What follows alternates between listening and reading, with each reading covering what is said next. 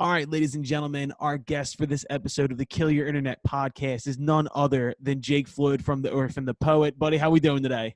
I'm good. How are you? How are you? I'm fantastic, dude. How's quarantine treating you? It's going good. We actually, I think the second or third last show we ever had was with you guys right before DC. this whole thing went down. I like how you phrased it as like the second last show we ever had. Like Well, we don't know when we're it's coming back, bro. We're coming Yeah, back. for sure. This is a positive space. We're Yeah, living that's good. in denial or something. I don't know. Dude, But the day after that show was the first case in DC. dude, It was I like- know. It's And crazy. we came back and Jimmy, our drummer, was like, dude, I can't go to studios and I don't feel good. And I was like, dude, if you got coronavirus, I will fucking kill you. I was like, 'cause I sat in a car with you for like 6 hours, bro. Yeah. Obviously you guys have been staying busy. Yeah. What's a day in the life right now? Writing every day. It's crazy. We got lucky. We had some sessions booked already. Like we had a little bit of time off. Yeah. After our tour got cut short, we had about a month off, and we were supposed to go to LA to write, and we were supposed to write with a guy named Matt Squire that we have written with before. Nice. And Matt, everything hit, and Matt reached out to us to see if we wanted to do it virtually, and we'd never done that before. Yeah. But he was like quick to being like, okay, we'll try to do it virtually, whatever. Yeah. And it was a game changer. Dude. Like the fact that like he was so on top of it, and I credit to him because he's been killing the game as far as the virtual sessions go. He's like figured out how to like control other people's computers. Oh, wow. Like, So you're it's like all sharing screens and dude, on Friday, which this will come out later, but so Right. Friday from today is going to be our first time tracking real vocals, like keeper vocals with him. wow. So he'll be controlling David's computer from thousands of miles away. Bro, it's really amazing to me. And I had a conversation with somebody yesterday where we were talking about, once again, it's a positive space. We're talking about kind of like the good that can come out of this. We were on the verge of finishing a record. We were literally going to leave DC and finish the last couple like songs, just the odds and ends. And then this hit. And the first day I was like, oh, the fuck. And then after that, my initial reaction was, okay, we're going to learn. And we went right in, and I think we put together like 20 new demos, and there's like 4 new singles that we cut in this amount of time. Yeah. And dude, it's really amazing. I'm glad to hear that other people are kind of having these creative breakthroughs to be like, yo, like this is actually, we can actually make a positive out of this. No, it's cool. I think like the being kind of locked in for creative people, being locked in our houses or apartments or whatever is like sometimes really good because there's not distractions of the bars you just or going out or compartmentalize, whatever. dude. Yeah. But it's not only that. It's like as a musician, like you're touring, you're booking, you're rehearsing, you're doing all this, and now it's just right. And that's yeah, you know exactly. I mean? The only thing. Yeah. Even like beyond that, like we had this month off that we were planning on spending writing, but you know, once you get it's a month, but then 2 weeks out from when we're supposed to go on tour again, you start getting into like figuring out everything. Exactly. So you're not fully devoted to just writing. So I've cool. never had a time in my life where I could just focus on one thing. You're constantly exactly. zigzagging. And then all of a sudden, I got lucky. I hit a hot streak the second that this all started, and it just started rolling. But I write for a CSAC out of Nashville and LA in those offices. Cool. So I got in touch with my reps, and I was like, yo, set me up with all the sessions you can. So I've made friends out of this. I've written some really cool shit. But I'm glad. First off, I think I want to start off by saying, I've noticed from a distance and in getting to know you guys, we have a lot of weird things in common. And it's the work ethic is one thing, I will say. Totally. Well, you guys kill it. Well, dude, I mean, you as well. See, I told you, this is going to be a bro fest at some point in this conversation. Totally. But like, there's things that from a distance that I really appreciated about you guys. Because one, I'm competitive. Like, I always want to like see what everybody else is doing. And but like, I'll tell you my moment where I like kind of like fell in love with the band was Still Buzzin', and just the first teaser of just Dave covered in bees. Oh yeah. And this is the first thing I want to bring up is that I remember seeing you guys a while back because we've been in contact randomly for like 3 or 4 years now, right? I don't know what it was, just maybe through Instagram or Twitter or something like that. It's how it always goes, and it's funny because I was going to ask you about Kenny Carkey because I knew you were saying you're going out to LA. I was writing with him in January right before this happened, and I was like, are you going to go see that fucking idiot out there? Yeah. Yeah, I love him. So we actually did a virtual session with him last week. Did you? Cool. Yeah. Yeah, we were mixing things during this and stuff. So we actually put Yeah. something out together. But dude, he's a great guy. He's great. He was David and I's first co-write session ever. Really? We'd never co-write with anyone before. Dude, that's like a perfect human Yeah. being to like, because you walk into his studio and there's like dogs walking around, and he's just, there's also platinum plaques on the wall. So it's kind of like, I don't know where I am right now, but so looking back, right? I remember originally like seeing kind of an image you guys had, and then all of a sudden, I feel like something snapped in you guys, and you were like, we're just going to be ourselves. Like, I don't give a fuck about anything else. We're going to do what we want to do. And since Still Buzzing, like, I feel like you guys have done this amazing job of, one, like cultivating an image, two, cultivating a fan base, and three, just being yourselves. Like, was that like a cognitive decision of like, we need to do what we want to do? Oh man, it's interesting you say Still Buzzing, because I feel like even when we put out Still Buzzing, we were like probably trying to be whatever our version of what we picture an alternative band as. We've all been there, bro. Realistically, I would say more so when we put out Queen Cobra is when such a good kind of song. like, thank you. Yeah, that's when we wrote with Max and Kenny. I know, and that's how I found Kenny, because very cool. Like, I don't know, it was a weird serendipitous thing to where I knew he had worked with you guys on that. Yeah. And I was like, I fucking love the bass tone on that song so much. The roll-in would start. Yeah. Look at you. Yeah, he killed it. Yeah. Guys blushing over here. Continue. So yeah, I don't know if it's like it is us more so deciding we don't really give a fuck about. Can I cuss? Okay, fuck cool. yes, you can cuss. Cool. Everybody does this. They're like, okay. Can I do this? I'm like, dude, I don't give a fuck. So I don't know. We kind of just started doing whatever. And we started doing the color thing around that time too. And that's because David, on our first full US tour we did last year with the Score took us out on like, it was the first time going to so many cities, going to Canada, going to a bunch of stuff. So shout out the Score, they're amazing. Dope band. But David had this all yellow outfit he was wearing. Still does. Like, and it was like tight, and it was like it tied in with Still Buzzing, our song, whatever. Yeah. And then after that, David was like, do I keep doing the yellow thing? Or I was like, and then I was working on artwork at the time for our Queen Cobra song that was coming out, and I had this color scheme, and then there was 3 colors: yellow, pink, and blue. Yeah. So then Sam and I like rock, paper, scissors for colors, and love it. And we just went for it. And then from there, we just like lived in thrift shops trying to find stuff that matched. And whatever. But it's smart, dude, and it's kind of, I think you can kind of smell it on people, like as soon as you meet them, whether or not it's an authentic thing. Yeah. And for me, like, I've always appreciated the fact that it seemed like you guys, like, in the same way that we did, I feel like we were really trying to be, like, because we were working out of Nashville. So there's a funny story. I had this hat. It was like a big, like, John Marish, like, type, like, the Nashville hat. Yeah. The Nashville hat. Yeah. And I bought it, and I actually came home, and my then girlfriend, now wife, said to me, she's like, what the fuck is that thing? And I was like, dude, everybody in Nashville wears them. It's cool. Yeah. And I am from Northeast Philadelphia. It doesn't fly up here. And all my buddies were just busting my balls. And then we in the same period of time said, dude, let's just be us. Like, let's just go for it. And before we put out our song Legends Don't Die in June last year. Such a good song, by the way. We thank you very much. We, as part of the rollout, it was kind of a nod to us, like, in a way. Like, it was an inside joke for us, but we burnt that hat. We actually took the trash fire and burnt that hat and videotaped it. Very cool. I love that. So it was like kind of like, I hope you know that other people notice that it's really an authentic thing. And thank you. Yeah. No problem. That's why I wanted you on first. I wanted the band on first. Man. Yeah, thank you. Yeah, I think, when bands start out, like, everyone tries their best to be their, like, somewhat copycat version of the bands they love. And it's like, it's not a secret. Every band does it. When you're first learning to sing, you're singing, like, whatever song you hear on the radio, Billy Joe or we all steal. It's who's willing to admit it. And totally. No art is like exclusively original. Like, everything is something else. Yeah, totally. I guess my question then for you is, like, who was like that person for you that you were looking at and being like, that's what I want to be? Like, what was your? I don't know. Like, when I was younger, it's definitely like Green Day and like Blink-182, like, those are the bands I grew up listening to. And it's been interesting because, like, those are like, pop punk, whatever music. And that's definitely not our music, but that's the music that we all love.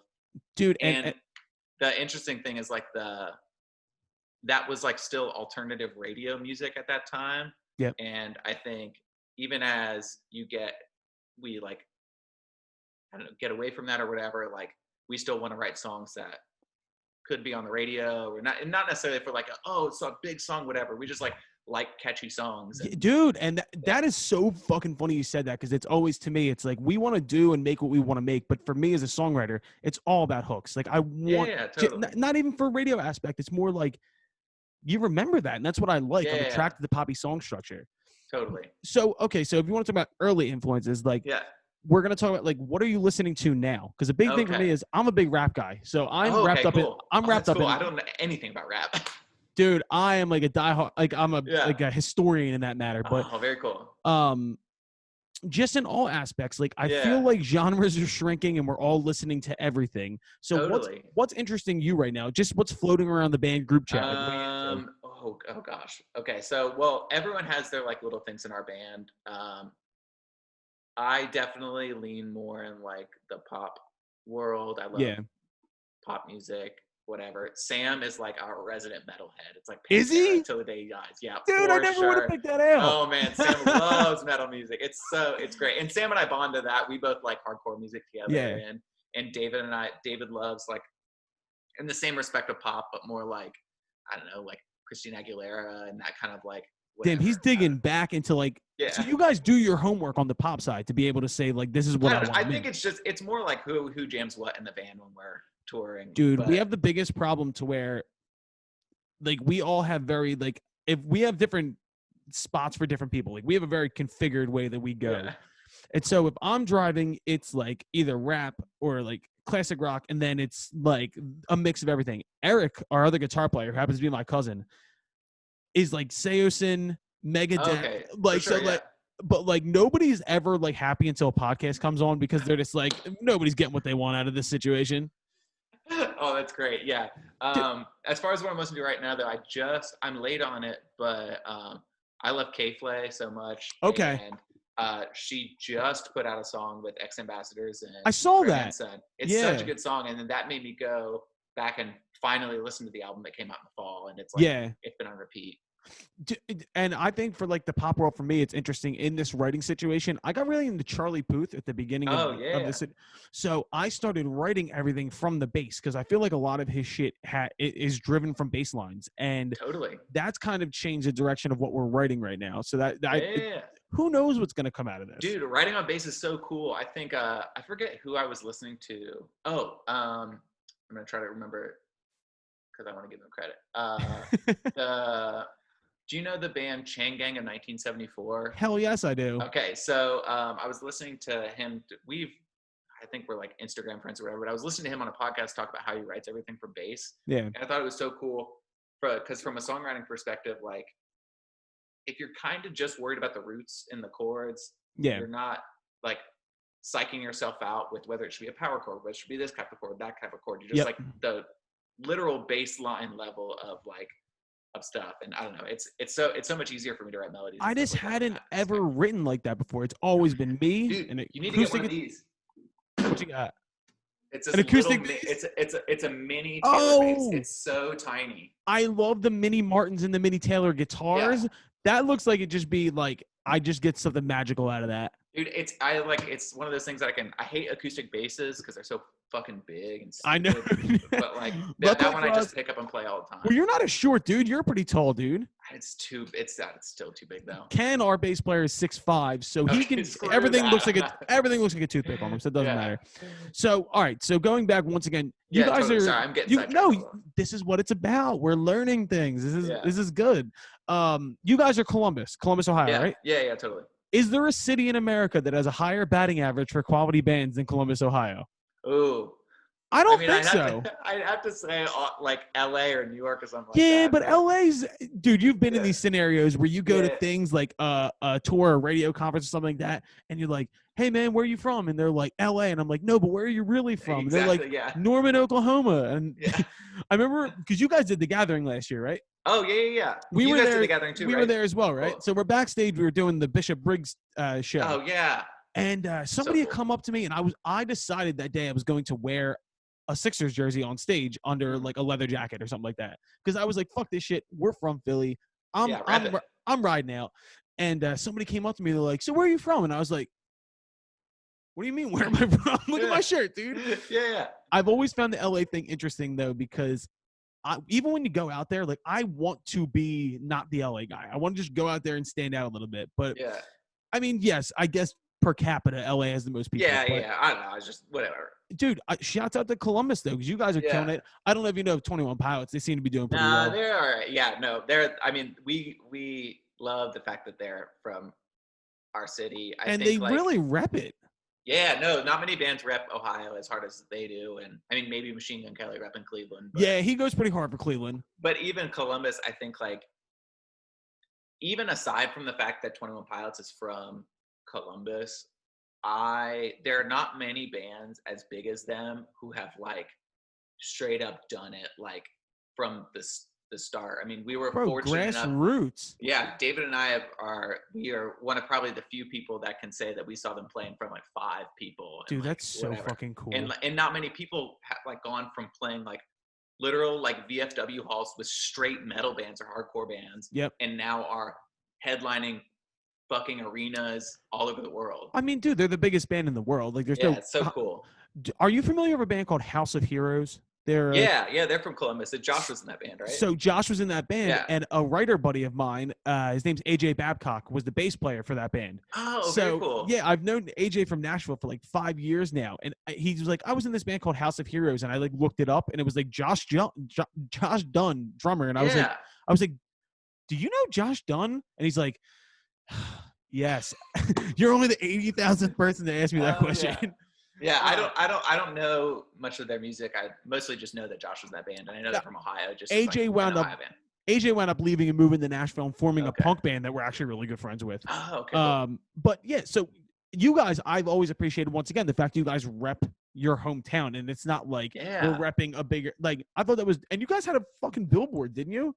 Yeah, we did in Columbus when the Queen Cobra review came out. Yeah, that was cool. I saw that and I was like, that's because in Philly it's tough because it's the 4th biggest media market in the country, and I don't have $100 grand laying around to be like, dude, let's start. Oh no, we did. I want to say that was not we didn't pay $100 grand to have no. That was like, it was probably a management favor through a favor, and we were kind of surprised with it. So you didn't know that was happening? No, it was actually like we have a rehearsal spot on the west side of the city, and it was like probably the closest billboard to our rehearsal spot. So it was really well planned. And I would cry. Cool. That's a dream moment. I mean, it wasn't like the busiest, like it was like next to a subway. Doesn't matter, bro. People from that subway know your face. Yeah, totally. All right, so let me ask you. So the other thing, like one of the first things I brought up off the top was, I don't know many people that have done a better job of cultivating like an online fan base, because you guys do a hell of a job of that.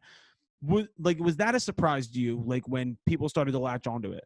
Yeah. I mean, that's like all them. I can't take credit for that at all. You got people throwing fake money at you, throwing bees at you. Dude, that was crazy. That's really dope to me, because we can fit that in certain markets that we go to. We know like that's our shit, but like you guys have done the name of the podcast is Kill Your Internet. We're very interested in the way that people are using the internet and the way that like things have evolved. Like, did you notice that start to happen like after you did something, or was it just kind of like it started latching? It started after the Buzzin' video came out. We did a tour. We did a couple shows with this band called the Rex, and Rex are dope. Yeah, and another rabid online fan base. Yeah, no. So, but slightly before that, I don't know how long before that, but this group kind of started. This group of people on the internet. This girl named Jay and Katie started this. Give them a shout out. They started this group called The Hive, which is like, our Still Buzzin' video. David had bees on his face, whatever. Great name. That's all them. It fits, bro. Yeah, branding. And then so they started this kind of just like group, and it grew and grew and grew between like group chats that we see on Twitter to whatever. And I don't know, it just kind of keeps growing. It's so cool. And then, so the money thing, that was like, when did that happen? We put out our song called Money the day before we started our tour with The Score. Right. And then the second day of that tour was in Atlanta. And amazing music city. Yeah. And it was our second time ever playing in Atlanta. And we played that song, and all of a sudden the stage got covered with these like which I didn't know was happening at the time. And there's a video of it. I'm like, I think I screamed, "What the fuck?" on stage. And we look down and it's these little dollar bills with like a B on it. And it says the Orphan the Poet. And then so we tweeted a picture of it because it was like fucking rad. And then all of a sudden people are like, and then everyone else on that tour like started doing it in different cities, and it's just kind of, I don't know, it's kind of been a thing. Like we were just on tour with Deal Casino, the tour we played with you on, and that's our boys, man. It was like every other show was like, I don't know, we try not. I feel bad because we should clean it up, but we kind of never do. And anyway, yeah.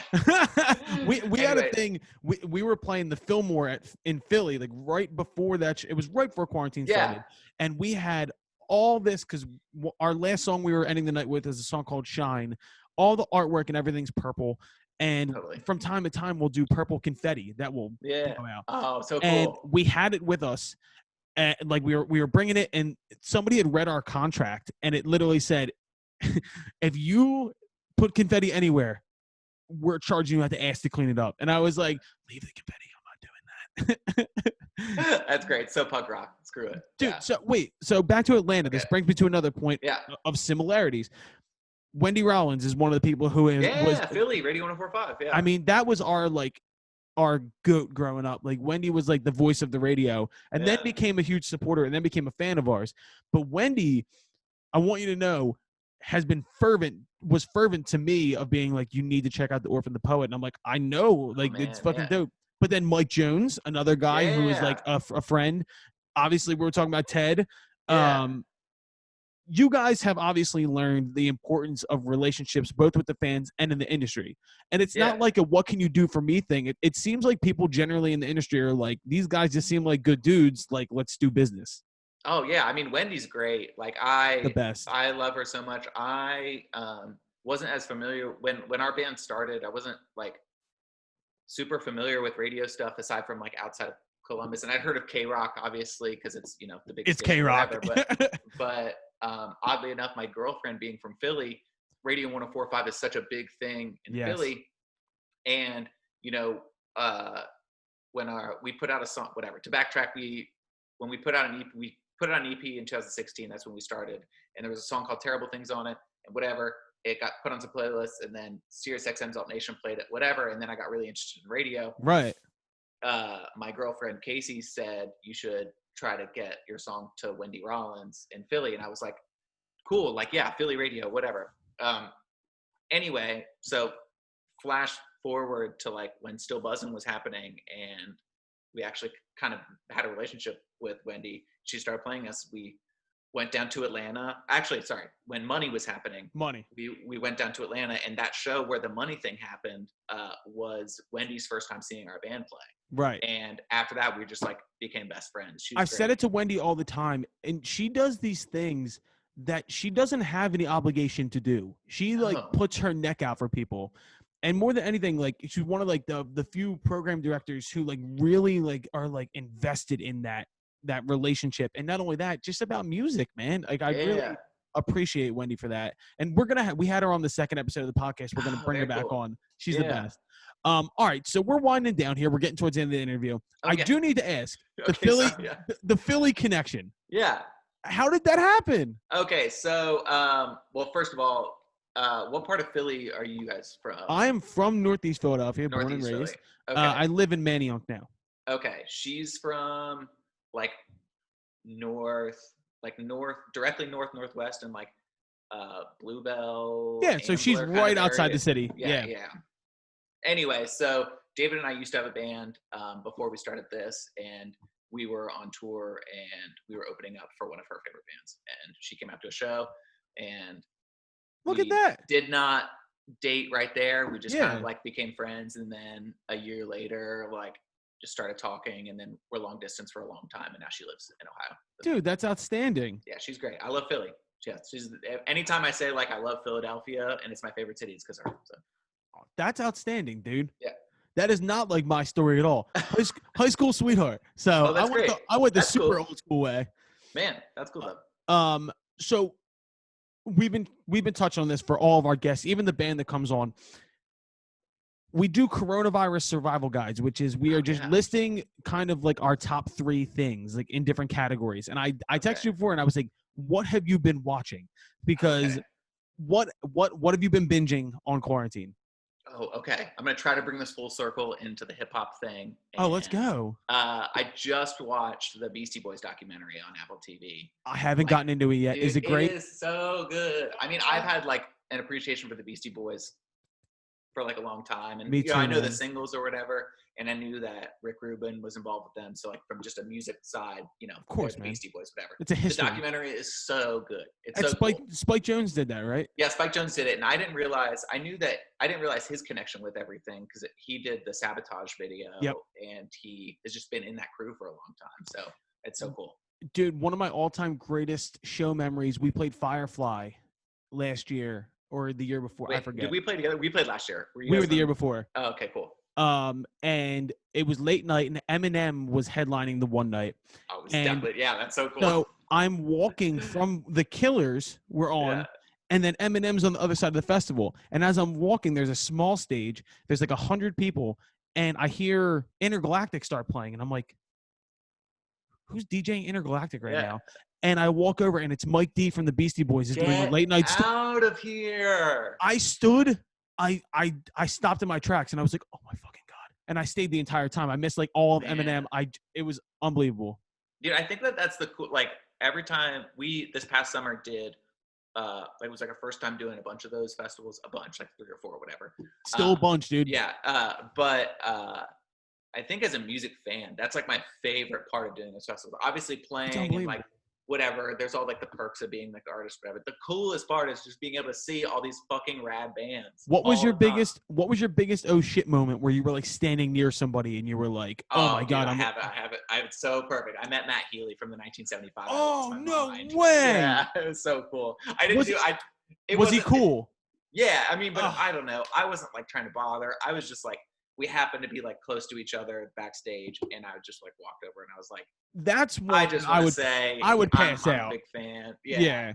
I think he was super cool, but I didn't want to take up too much time. So I was just like, in, out, I'm going to tell you I love you, and then leave. Mine would be, I tackled Mark Foster from Foster the People, kind of. Get out of here. That's a story. Mine's not a story. I just freaked out and said hi. It was the first night of a festival, and the Arctic Monkeys were playing, one of my all-time favorite bands, and I got uncharacteristically drunk. Like, I was happy. Like, I was just, like, a happy drunk. And as you can do at those festivals. And I am not that dude. I am, like, the control freak while we're there being like, this is what we do, regiment. Okay, yeah. And they started playing I Bet You Look Good on the Dance Floor, and, like, fourth grade Colin was like, oh, my God. And I started, like, pushing my bandmates, like, fucking around. And we were in, like, the artist pit between the stage and the fans. And I shoved this one, like, I was just going around, like, fucking people, and I pushed this one dude, and he, like, tripped over his feet, and he hit the dirt. And I was like, oh, my bad. And I looked, and I'm like, oh, my God, that was fucking Mark Foster from Foster the People. And his band was really cool. Like, they were not, like, nobody, there was no hard feelings. We met Alt J that weekend, too. Oh, really? Oh, man, that's cool. They were playing hacky sack with, like, a water bottle, and we were like, who are these fucking guys? And our photographer, Dylan, went over and was like, that's Alt J. Oh, so cool. I also almost fought a dude from One Direction, but I'll leave that for another time. Oh, yeah, next podcast, I want to hear that story. So go ahead. Give me your last 2 shows. Okay, so I just watched the Beastie Boys thing. Oh, gosh, what else was it? I should have been more prepared. No, dude. I've been told to start the show Outer Banks on Netflix. I don't know anything about it, but it's really good. I've been told that as well and haven't gotten in yet. And it seems right up my alley. I love all those, like, teen drama, whatever shows. What about like older shows? Because there was something we talked about earlier before we even got on. I pointed out something that you were drinking out of. Oh, The Office. Well, that's like my main. I was gonna say. I don't even consider that what I'm binging right now. That's what I binge in my home. That's background noise at this point, right? It truly is. I always get shit because I like fall asleep to I like. TV Me too. It's like a white noise, and it's The Office every time. I can probably listen to it and know what's going on versus even needing to see it. Did you ever watch New Girl? Oh, I love New Girl. The Office and New Girl are the only 2 shows in our house. This is right. This is me and you. It's right here. Come over sometime. We'll put on some white noise. Just fucking kick it. This is great. Yeah. So I don't even consider that what I'm binging during coronavirus. Right. That's what I do all the time. I have been watching a bunch of older movies though. I've gotten really into movies. we had a 90s theme the other day, so we watched the movie Can't Hardly Wait. Dude, they just put that on Netflix. Yeah, we watched that one, which I texted Max Collins from Fitness because the first song in the movie is Eve 6, and I was like, dude. Bro, did you see him on Jimmy Fallon? Yeah, dude, Chevy Mustang, that's my boy. I texted Kenny because I was like, dude, is this real or did somebody Photoshop this shit? Like, did he just I was like, did he Photoshop himself into Jimmy Fallon? And he went, nah, dude, that's fucking real. Dude, have you been following all the Chevy Mustang stuff? It's insane. Dude, I texted him back and I was like, you crazy son of a bitch, you did it. Yeah. It's so cool. We're about to run out of time. This has been outstanding. No, dude, get out of here, dude. I'm just glad you're on here. I'm glad you're safe. I want you back on. Obviously, we'll do this again. Yeah, I feel like we barely talked about like anything real. And the text before this was, we're just going to wind up broing out. Perfect. But we went through the internet. We went through how to build your fan. I just inceptioned you into a full conversation. Perfect. Sounds good. Jake, always great, man. Stay healthy. Yeah, totally. All right. I'll see you on the other side. All right, brother. Bye.